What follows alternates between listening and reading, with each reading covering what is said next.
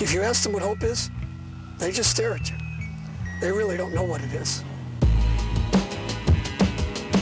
What chance do these kids have? It's the same in every city, in every country around the world. Hate, violence, abuse, drugs, and filth. And it's spreading to your town if it's not there already. This is no place for a child. But it's the same everywhere you go. Children who never created the problems of society are forced to pay the price. It seems everyone's given up on them. The schools, the government, even their families are abandoning them. Where do the children go now? We will not hide them from their children. We will tell the next generation the praiseworthy deeds of the Lord, His power, and the wonders He has done. If you ask Jesus to heal you of all these things that happen to you, He'll do it. And you know what? He'll take it and He tells you to lay it at the cross. Kids and families are not going to just magically appear in our churches. We all know that.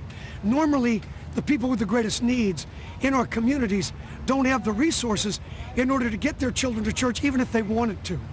Sidewalk Sunday School is the program that brings the gospel to the kids. It's literally taking Jesus to them where they are. Sidewalk Sunday School, pioneered by Metro Ministries in New York City, is changing lives all over the world. It's effective, street-tested ministry that works. Now, the idea of Sidewalk Sunday School is simple. Take the gospel and the love of Jesus Christ directly to the families of the city, wherever they are. That's right. Sidewalk Sunday School doesn't end with the children. Your church can reach entire families, bringing them renewal and life. Sidewalk Sunday School means recharging your church with new families. And while the idea is simple, the success of Sidewalk Sunday School depends on your level of commitment and dedication. For your church to make a difference, you have to step up to the plate. No, it's not easy, but no one ever said that saving a generation was going to be easy. Your Sidewalk Sunday School team begins by bringing fun, promotional flyers to the different neighborhoods where you'll be setting up Sidewalk Sunday School. This not only tells them of the time and location of the event, but it can captivate the imagination of an entire neighborhood. Further, weekly home visits are made to each child in the neighborhood. This is vital to street ministry. Weekly home visits establish trust and caring relationships with the people you're trying to reach. Remember, you're probably the only Christians they know. When Sidewalk Day comes around, your Sunday school truck shows up at the announced time and place, usually after school in a vacant lot. Your specially outfitted truck transforms into a bright, loud, and colorful outdoor church. Tarps are set on the ground for both boys and girls. Then the fun begins. Music, games, contests, giveaways, and a powerful, simple gospel message become the highlight of the week for the kids in your city.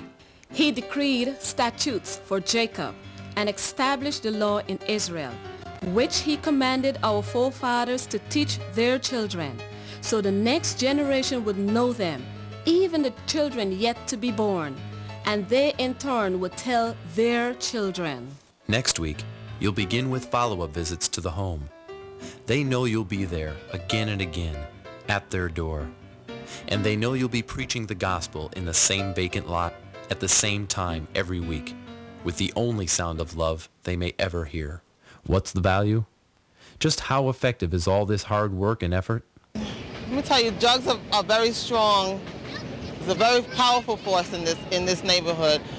But you find that the kids, like my daughter, begs me to come to Sunday school on Wednesdays. And believe it or not, the parents in this neighborhood, the ones that bring their children out here, they're getting a little bit of God in their lives too. Sidewalk Sunday School is an excellent program for any neighborhood, anywhere in this country. My child has been coming for, say, about the past 3 or 4 months. And the things that she has learned, she's only 4 years old now, and she knows all the things about God. She says, "Mommy, you shall not steal, you shouldn't lie, you shouldn't do this, Mommy." And this is all since she's been coming here. And this is just 1 day a week, 1 hour out of a week. The neighborhood is much better. They care more about the neighborhood.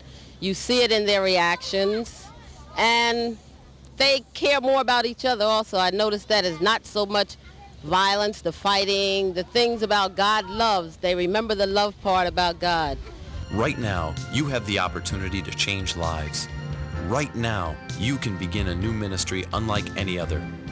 Consider the challenge and the possibilities of bringing the gospel of Jesus Christ, demonstrating his love to these precious kids. Don't miss out. If you're watching this program, then someone in your church has it in their heart and mind to bring Sidewalk Sunday School to the streets of your city. Remember, if there's a need close enough to you that you can see it, then that's the call of God on your church. Sidewalk Sunday School. It works, folks. It's working for people all over America, all over the world. It can work for you right where you are. You know, we asked a question earlier. What chance do these kids have? What chance do the kids have where I live, where you live, in your community? Most of us know, for many of them, they don't have a chance. There is no hope. Take a look in the mirror. Take a look at yourself right now. You are the only hope, folks. And you know that. If we're going to make a difference, we've got to move with some urgency, and we've got to move now. We can do it. Let's get started. Then they would put their trust in God and would not forget his deeds, but would keep his commands.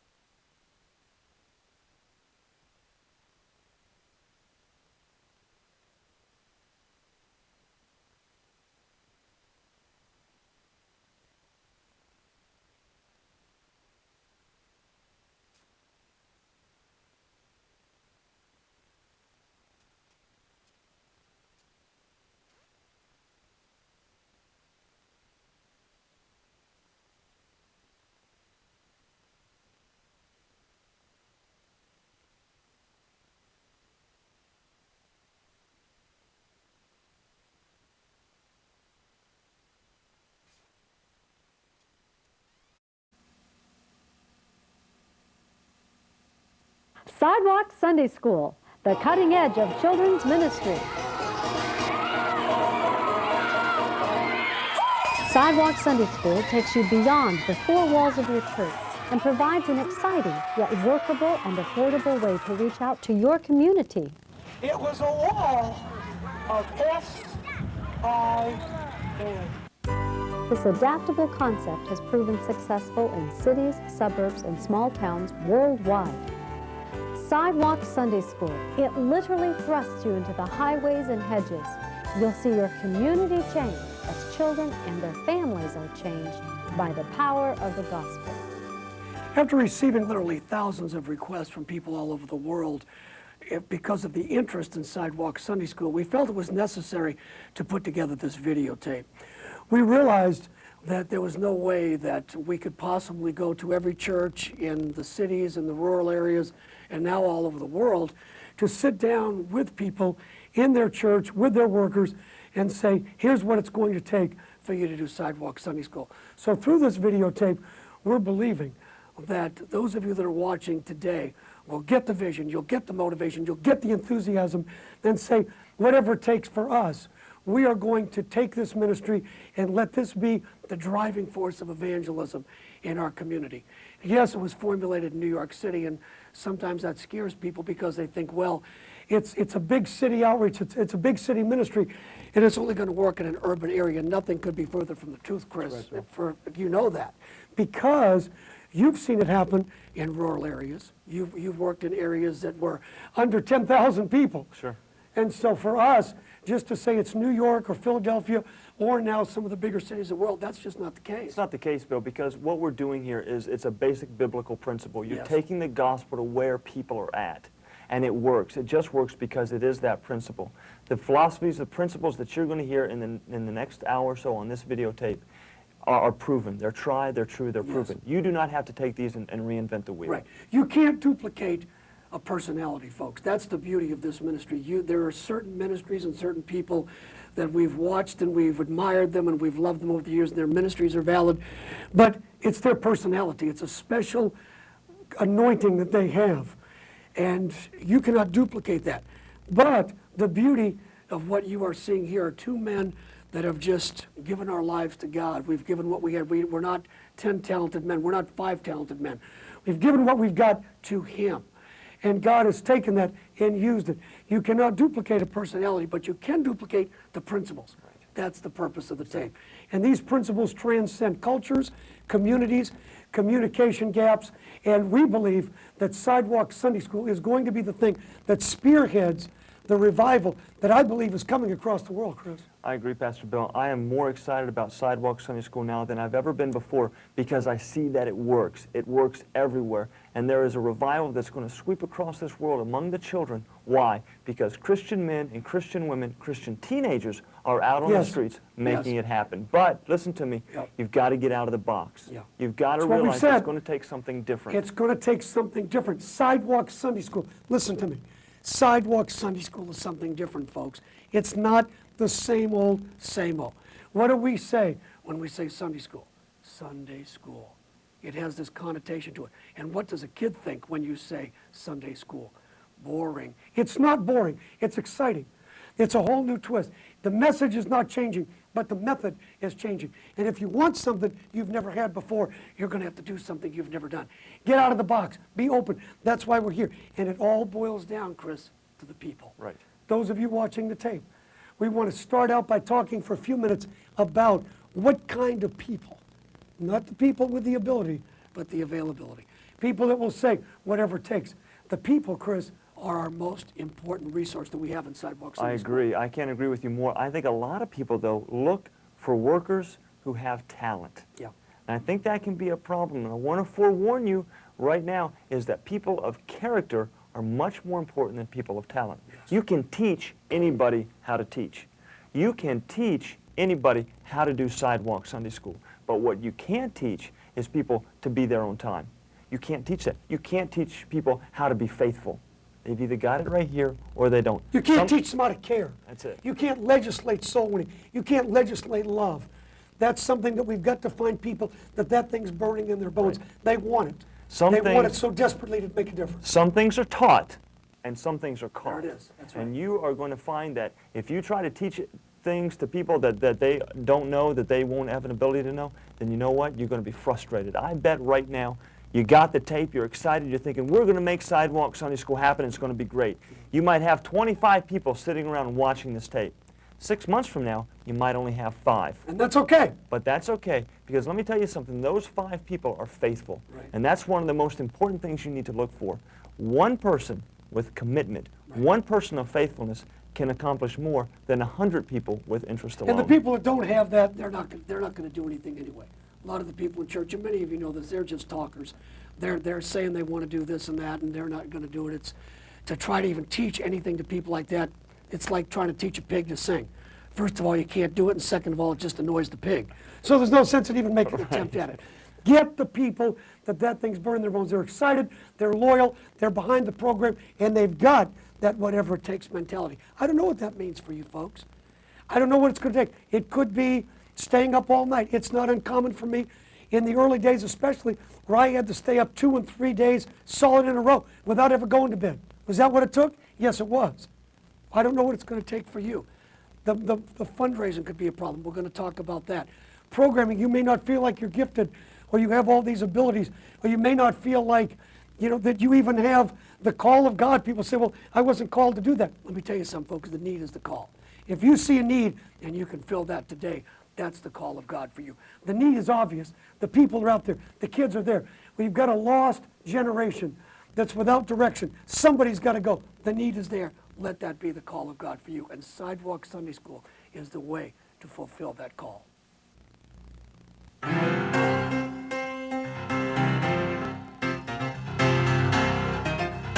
We've talked about people. Now we need to talk about where it is that we're going to do the Sidewalk Sunday School. The location next to the people is probably the most critical part of setting up an effective Sidewalk Sunday School program. So we want to take a couple of minutes to make sure we're on track. First of all, when you're studying to figure out where it is that you want to go, you need to do a demographic study, demographic survey. Now you say, what is that? You've got to somehow figure out where the highest density of children is in your city, community, town, wherever you are. Now, it would go without saying, and Chris, you and I are pretty easy on this because in New York, you don't have to go very far to find the large groups of kids, but that's not always true in every case. They can go to City Hall and get, usually by zip codes, they can find out a breakdown of how many children are in each zip code from 12 and under or from 4 to 12. We've had folks in different parts of the states do that, and I know that's even available in other parts of the world, looking for worn out paths. Right. I think also, I think a lot of people know where a lot of kids are.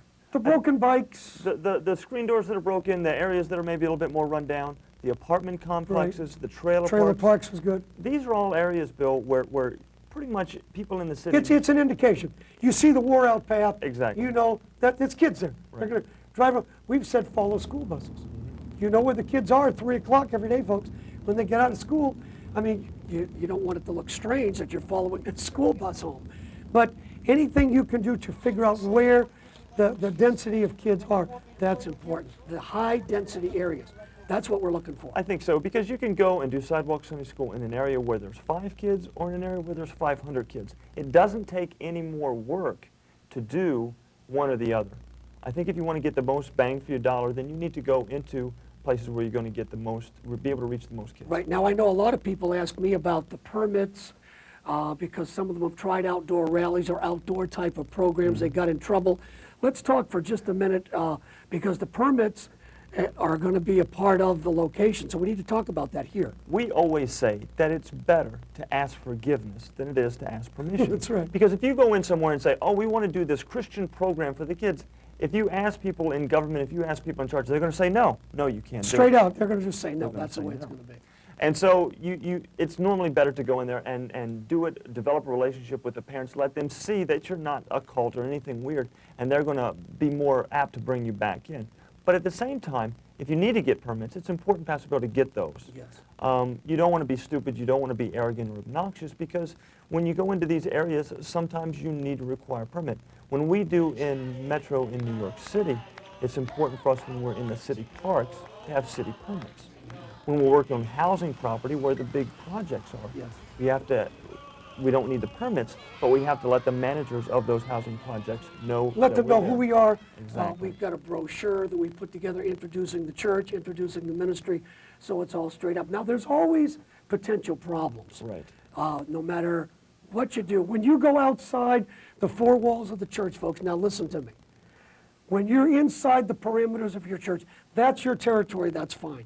But when you choose to step out of those walls, you're in someone else's territory. And so there's going to be people that aren't going to want you there. There are going to be problems just by the virtue of you going outside. Why do you think people don't do this? But that's where the fish are. If you want to go fishing, you go where the fish are. But there's always problems. And in order to keep you from being discouraged, we want to talk about just a few so you'll know that when it happens to you, you don't think you're the only one that's fighting them. Right. I'm amazed at how many people go fishing in church realm and just cast the net inside the boat. Right. You want to go to where the people are. You want to go to where the problems are. But when you go out there and you do something like that, you need to know people might complain. They might say, well, you're being too noisy. Sometimes that's valid. I know of a church that they went out at 9 o'clock in the morning and started blasting Christian music as loud as they could. At 9 o'clock in the morning. At 9 o'clock on Saturday Not morning. a good way to make friends. It was a bad neighborhood. You know how it is. On Friday nights, people are out drinking, getting drunk. Saturday morning, they're trying to sleep it off. So they came in making all this noise. The people in the neighborhood ended up calling the cops. And they got carried away. Well, it made for a great testimony, but nobody got saved. That's right. Nobody got saved. So what I'm saying is use your brain. When you go out there, you want to develop relationships. Problems might come. They might say you shouldn't do this, you shouldn't do that. That's okay. Deal with those things. But the bottom line is you need to develop relationships. It's the best way to reach a community, folks. It's exciting. We found it true there. People are finding it true all over the world. You can find it true in your community as well. I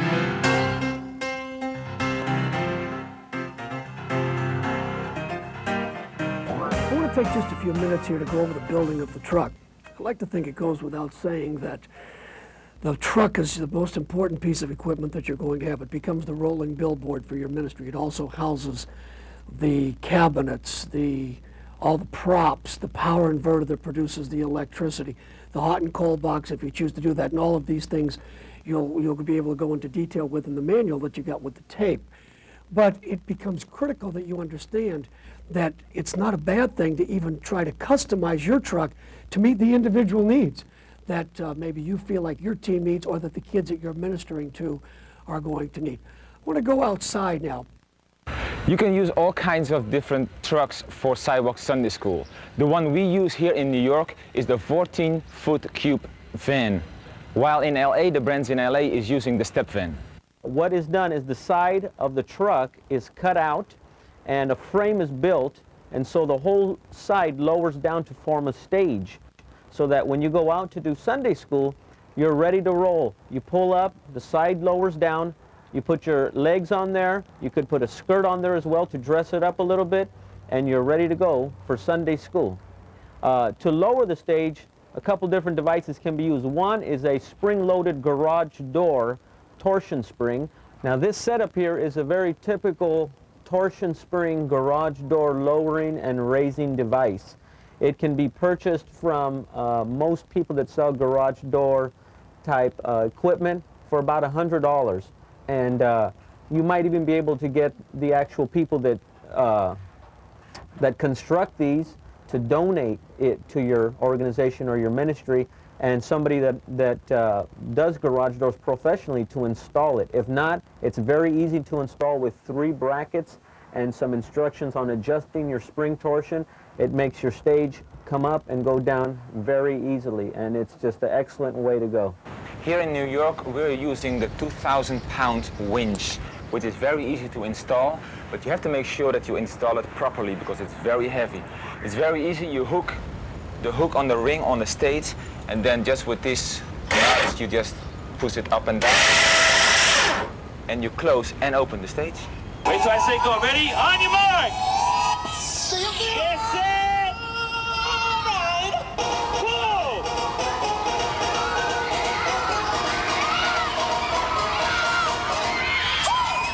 Electricity is very important to run a Sidewalk Sunday School program.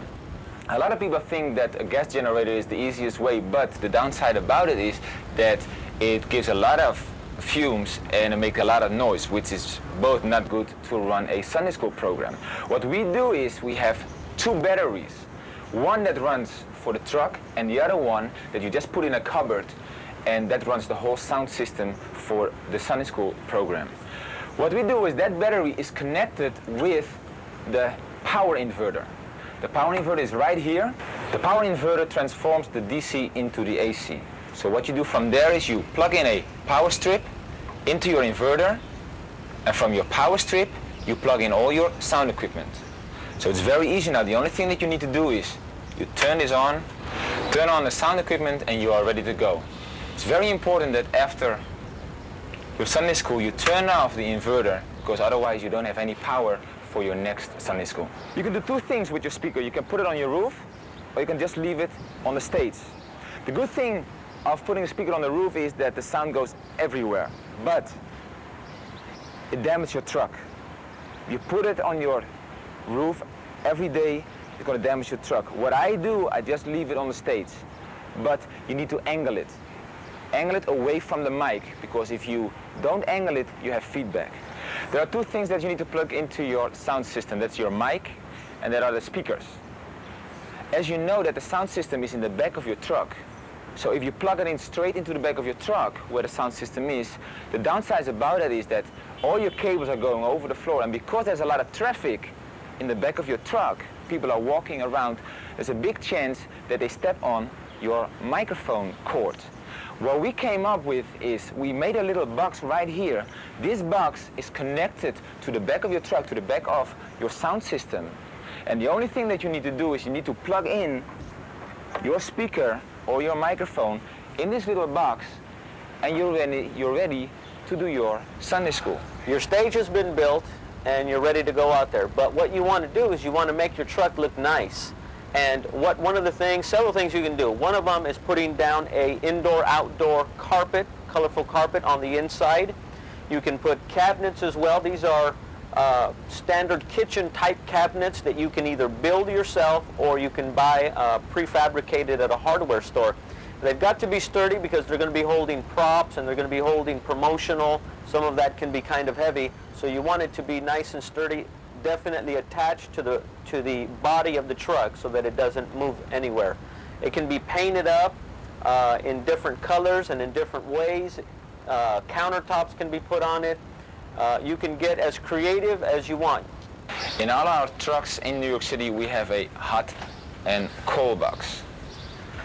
It's a box with 1 inch of insulation for your hot and cold promotions, because every time you go out with, for example, ices, and you don't have a box like this, at the end of your Sunday school, you give out melting ices.